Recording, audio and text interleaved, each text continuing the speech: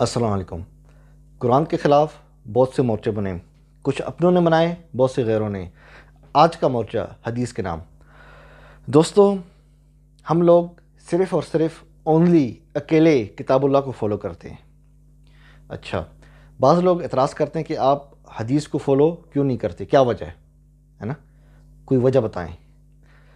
دیکھیں، پہلی چیز تو اللہ نے قرآن شریف میں، پورے قرآن میں کہیں بھی حدیث کو فالو کرنے کا حکم نہیں دیا، صرف اور صرف کتاب اللہ کو فالو کرنے کا حکم دیا ہے، جیسا کہ اس آیت میں آپ دیکھ سکتے ہیں۔ دوستو، اس کے علاوہ نبی علیہ السلام نے، آپ اگر ذخیرہ احادیث کی طرف رجوع کریں، جتنی بھی حدیث کی کتابیں ہیں، کوئی آپ کو ایک صحیح روایت ایسے نہیں ملتی کہ نبی علیہ السلام نے حکم دیا ہو صحابہ کو کہ میں جو کچھ کہوں اس کو آپ لوگ لکھو، بلکہ ایسی روایات کثرت سے ملتی ہے کہ آپ نے لکھنے سے منع کیا۔ نبی علیہ السلام نے حدیث کی کوئی کتاب نہیں لکھوائی، اس چیز کو آپ اچھی طرح سمجھ لیں۔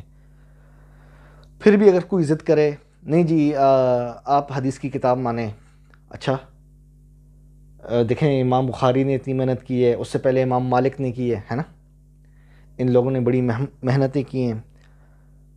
آخری صحابی جو تھا نا، ابو طفیل رضی اللہ عنہ، 110 ہجری میں فوت ہوا۔ آخری صحابی نے کوئی حدیث کی کتاب نہیں لکھی۔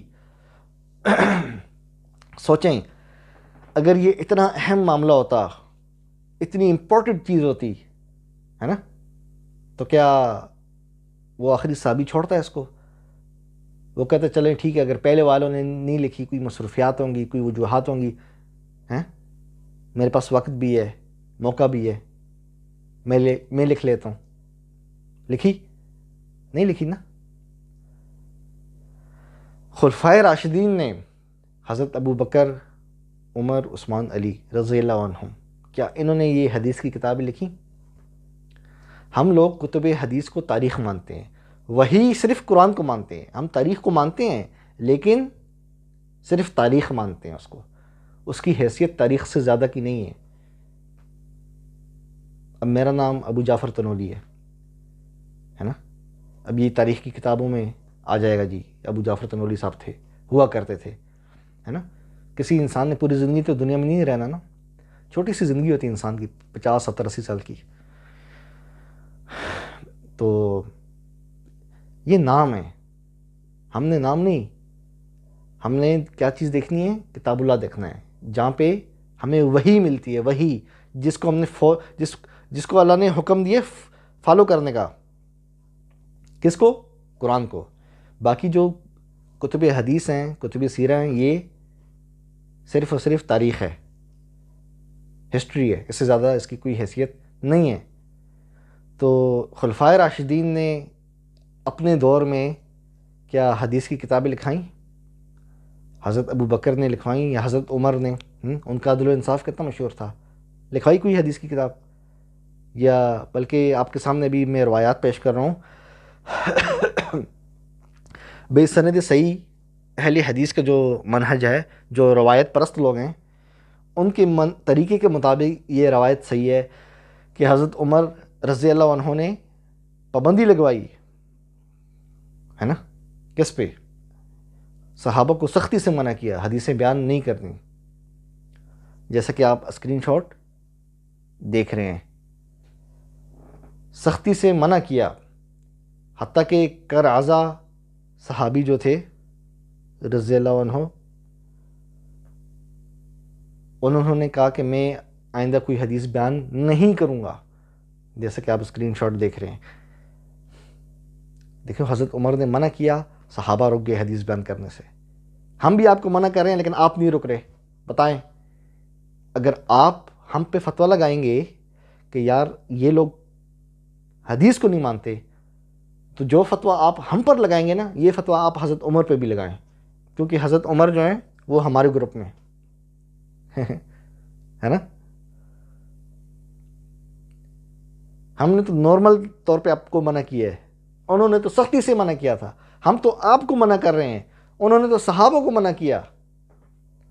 صحابہ وہ جن کے اور رسول کے درمیان کوئی واسطہ ہی نہیں ہے, براہ راست ڈائریکٹ سنا نبی سے, ان کو منع کیا.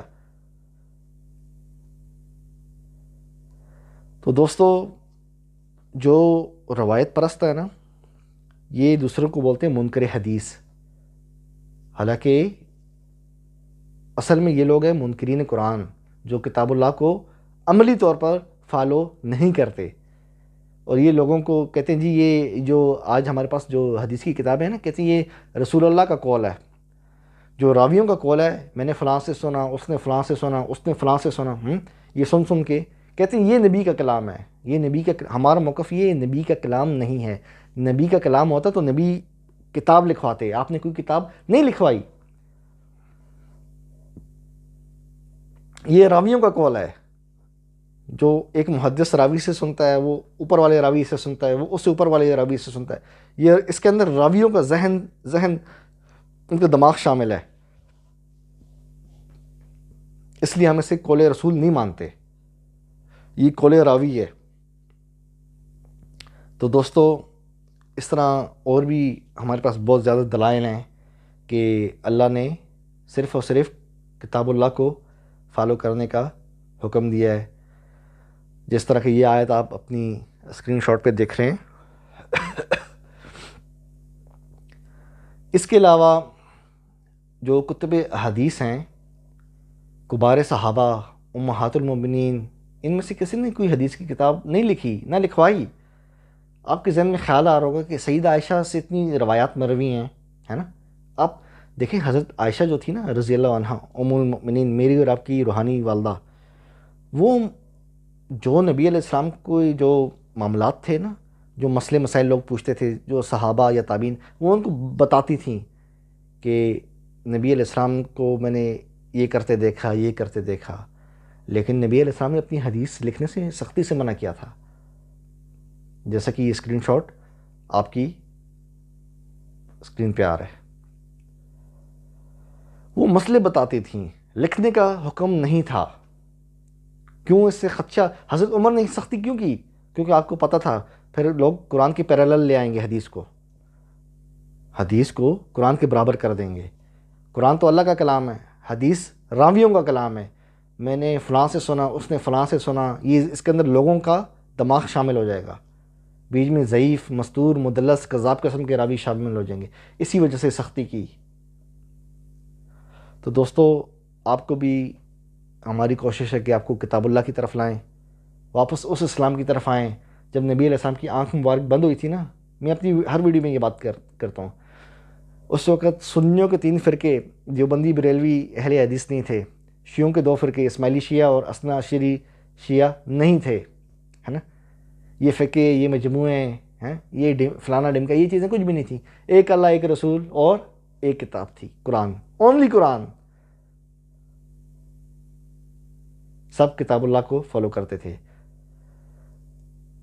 کسی صحابی سے کوئی حدیث کی کتاب ثابت نہیں ہے. وہ جو بعض لوگ کہتے ہیں نا کہ صحیفہ صادقہ جو صحابی سے ثابت ہے, وہ ثابت نہیں ہے. اس کی سند آپ کی اسکرین پہ آ رہی ہے. عمرو بن شعیب عن ابیہ عن جدہ. اس روایت, یہ جو ترک ہے نا, اس سند پہ محدثین نے بہت زیادہ جرح کی ہے. یہ حجت نہیں ہے. اور اسی طرح جو ابو ہریرہ رضی اللہ عنہ سے جو مروی ہے, جو ان کے شاگرد روایت کرتے ہیں, حمام بن منبہ, یہ دونوں بھائی مستور ہیں. یہ جو دونوں بھائی ہیں جو ابو ہریرہ سے روایت کرتے ہیں, حمام بن منبہ اور دوسرا جو غالباً عبداللہ بن منبہ نام تھا اس کا. بہرحال یہ دونوں بھائی مستور ہیں, یعنی معاصرین ہم زمانہ, یہ تابعین ہیں, یہ دونوں تابعی ہیں, لیکن معاصرین ہم زمانہ میں سے کسی نے ان دونوں کو ثقہ نہیں کہا. تو یہ بات ثابت ہوگی کہ کسی بھی صحابی نے حدیث کی کتاب نہیں لکھی. سب کے سب صرف اور صرف قرآن کو فالو کرتے تھے. دوستو, آخر میں چینل کو لائک کریں, سبسکرائب کریں. انشاءاللہ بہت جلد نئی ویڈیو کے ساتھ آپ کے ساتھ ملاقات ہوگی. قرآن زندہ باد.